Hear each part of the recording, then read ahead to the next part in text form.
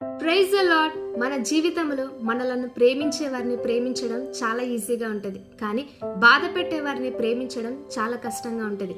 దేవుని వాక్యం సెలవిస్తుంది, మీరు చేయు కార్యములన్నీ ప్రేమతో చేయుడి అని వ్రాయబడింది. కొంతమంది మాటల్లో ప్రేమ చూపిస్తే చాలు, క్రియలలో అవసరం లేదు అని అనుకుంటారు.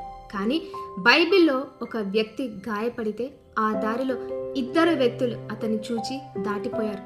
కానీ ఒక సమరయుడు అతని చూచి జాలిపడి గాయములు కట్టి అతని ఒక ఇంటికి తీసుకుని వెళ్ళి పరామర్శించాడు.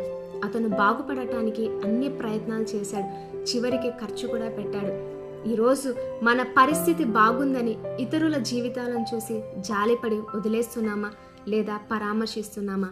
పౌలు అంటున్నాడు, మీరు చేయు కార్యములన్నీ, అది పెద్దదైనా చిన్నదైనా ప్రేమతో చేద్దాం. అప్పుడు రోగశయ్య మీద మనం ఉన్నప్పుడు దేవుడు మనలను జ్ఞాపకం చేసుకుంటాడు.